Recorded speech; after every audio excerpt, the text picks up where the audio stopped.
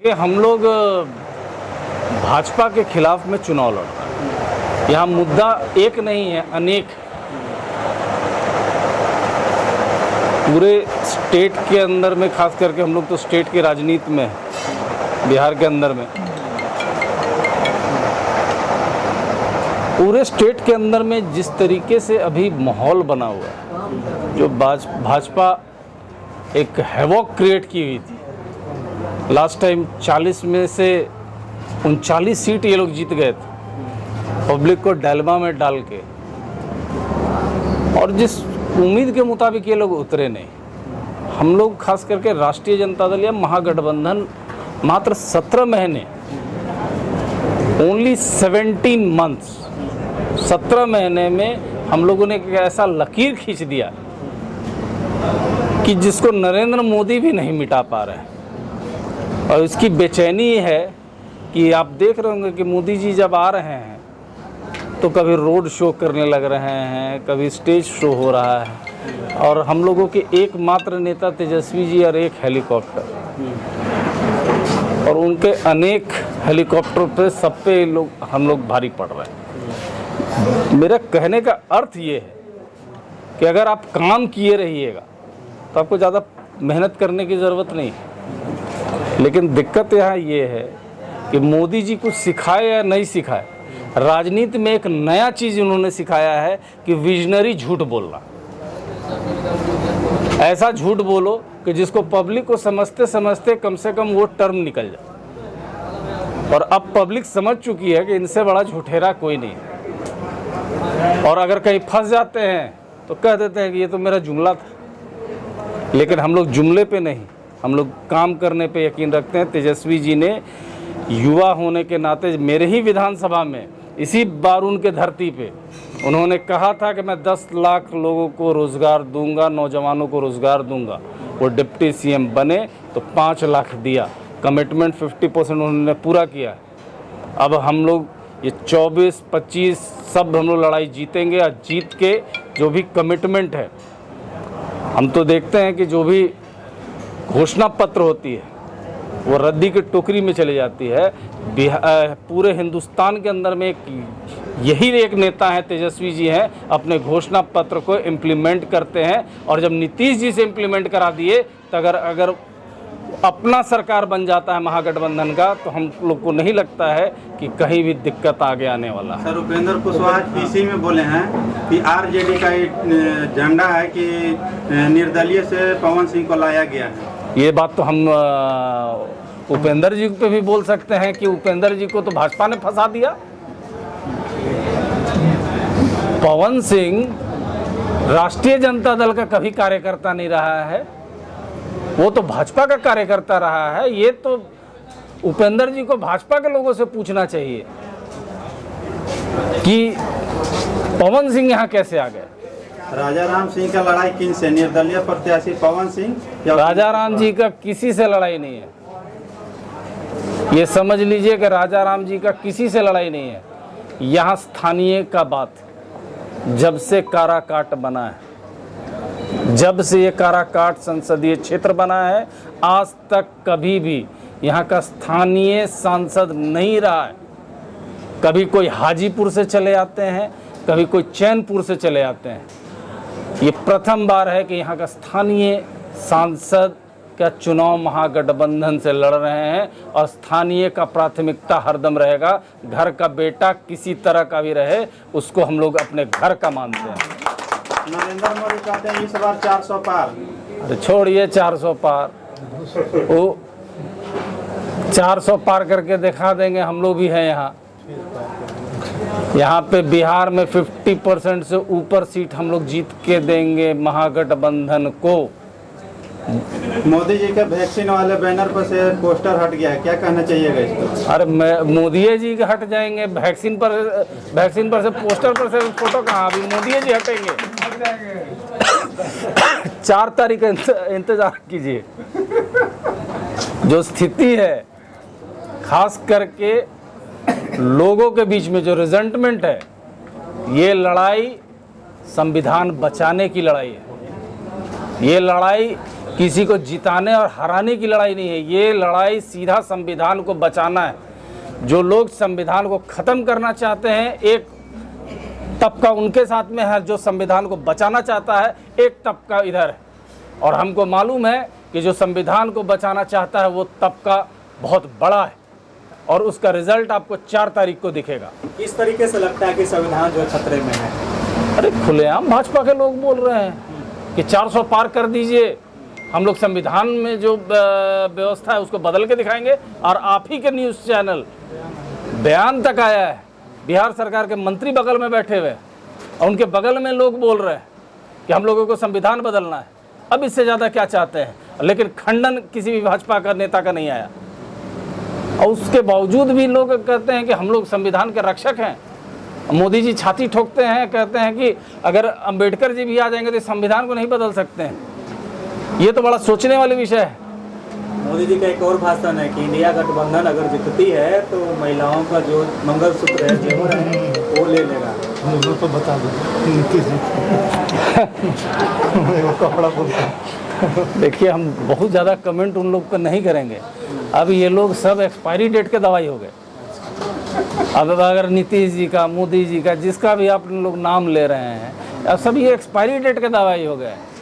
भाजपा का सभी कार्यकर्ता एक्सपायरी डेट हो गए हैं। नहीं, हम कार्यकर्ता नहीं बोल रहे हैं, हम नेता बोल रहे हैं। अच्छा, आपने नीतीश कुमार का बात किया, तो नीतीश कुमार जब से एनडीए गठबंधन में गए हैं, इंडिया अलायंस को छोड़ के, तो क्या इंडिया अलायंस की राह मुश्किल हो गई है? कुछ नहीं मुश्किल हुआ है। चाचा तो हम लोगों को रास्ता दिखा के गए हैं। चाचा तो हम लोग को रास्ता दिखा के गए हैं कि किस रास्ते पे चलना है। क्योंकि इस इंडिया फॉर्मेशन में सबसे अगर स्टार्टिंग में अगर कोई सक्रिय रहा था तो वो नीतीश जी थे।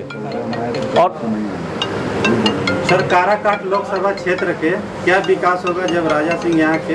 देखिए, इतना ज़रूर है कि इसी ज़मीन के, इसी धरती के बेटे हैं। राजा राम जी को ये बताने की ज़रूरत नहीं है कि कौन गांव कहाँ है। और ख़ास करके माले से, और माले और राष्ट्रीय जनता दल का कार्यकर्ता अगर एक साथ मिल जाता है तो वो चुनाव भी जीतता है और क्षेत्र का विकास भी करके दिखाता है।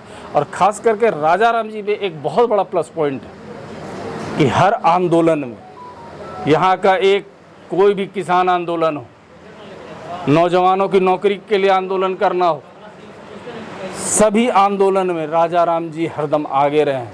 और रिज़ल्ट में उनको कितनी बार पुलिस का दमन सहना पड़ा है ये आप लोग भी जानते हैं और इस क्षेत्र की पूरी जनता जानती है।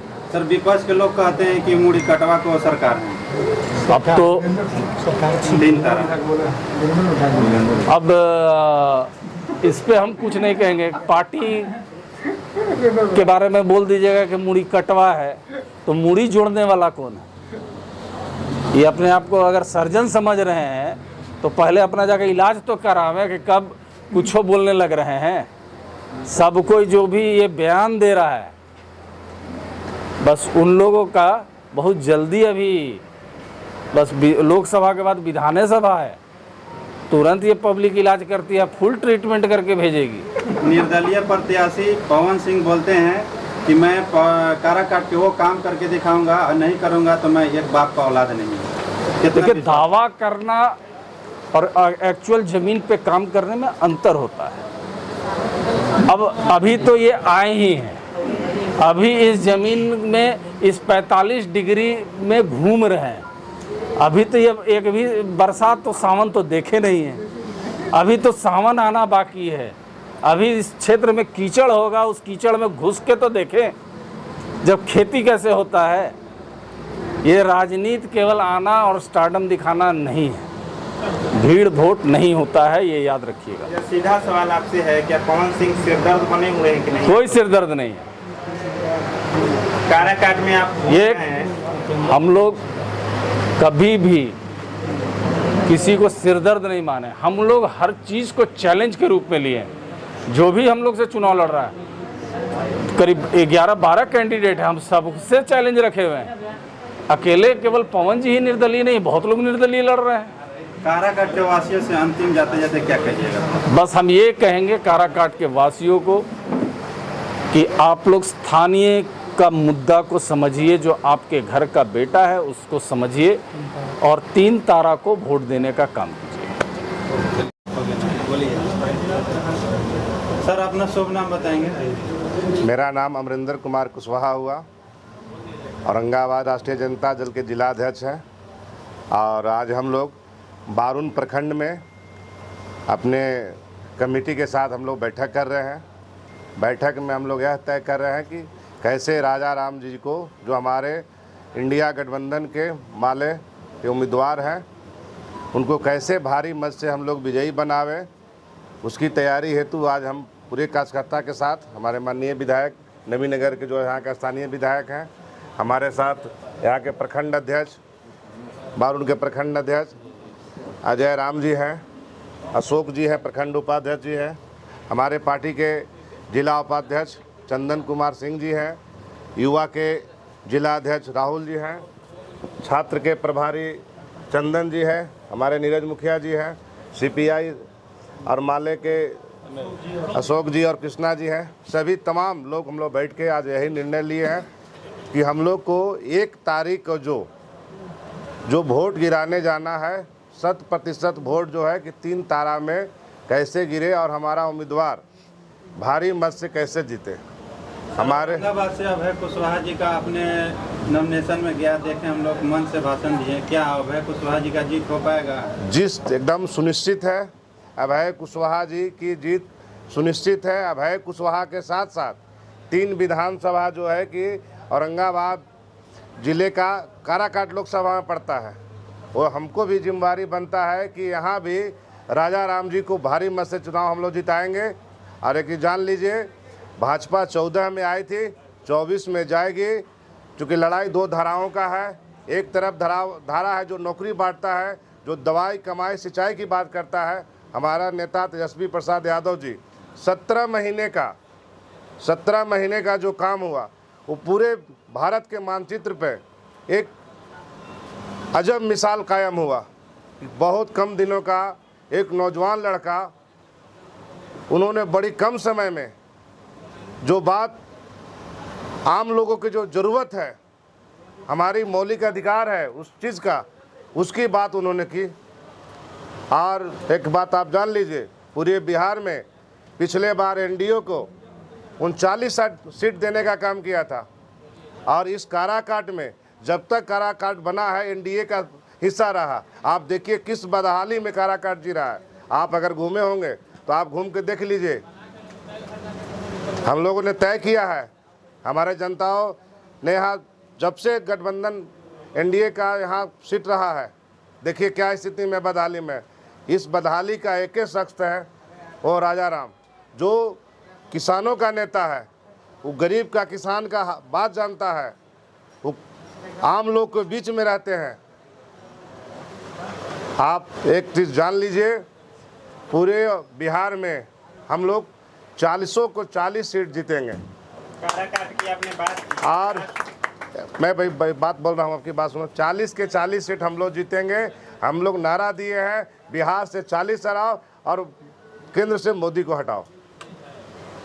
अब 40 सीट की बात कर रहे हैं, मोदी जो बोले कि इस बार बीजेपी सरकार, बाकी सब बेकार, उसमें हटा दीजिए। 40 पे ही रहेंगे पूरे भारत में।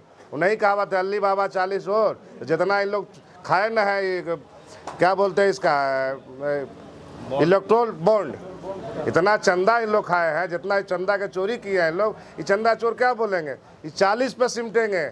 और नया नारा होगा अल्ली बाबा 40 और, ये 400 की बात। टीएमसी भी दूसरे नंबर जो आपके साथ अलायंस नहीं। ठीक है, टीएमसी हमारे अलायंस में है या हमारे बीच नहीं है, ठीक है, कोई बात नहीं, लेकिन उनकी बात तो है। हम लोगों को, जो लोग अपने आप को स्वच्छ मानते थे, जो खुद नारा लगाते थे कि हम किसी के भारतीय जो मुद्रा है उसी को किसी को पंजा मारने नहीं देंगे, भारतीय जितने भी है उस पर पंजा किसी को मारने नहीं देंगे। जब से इनकी सरकार आई, LIC बेच दिया इन्होंने, रेल बेच दिया इन्होंने, बचा खुचा था। आपके जो कोरोना के टाइम में जो वैक्सीन चलाया गया था उसमें प्रचारित किया जा रहा था, पूर्व में भी सरकारें रही, पल्स पोलियो चला, कहाँ उसमें प्रचार किया किसी पार्टी ने कि हम पल्स पोलियो चला रहे थे? ये हमारी मौलिक अधिकार है, हम टैक्स देते हैं, हमारे टैक्स पर लोग अपना फ़ोटो छाप कर प्रचार कर रहे थे। आज देखिए कि उन लोग उस पोलियो से भी पैसा लेके और जब उसका प्रभाव निगेटिव निकला तो उन्होंने अपना फ़ोटो हटाने का काम किया। तो पूरे भारत की जनता देख रही है, बिहार के लोग देख रहे हैं। और सुन लीजिए, आज़ादी की लड़ाई बिहार से शुरू हुआ था और मोदी को हटाने का भी कार्य, भाजपा को भगाने का भी यहीं बिहार की धरती से हुआ है और स्टार्ट हो गया है। काराकाट के वासियों को क्या कहिएगा? काराकाट के वासियों से मैं सारे आवाम से आह्वान करना चाहता हूं कि आप लोग 1 तारीख को 3 तारा में वोट देके भारी से भारी मतों से विजयी बनावे। जय महागठबंधन, जय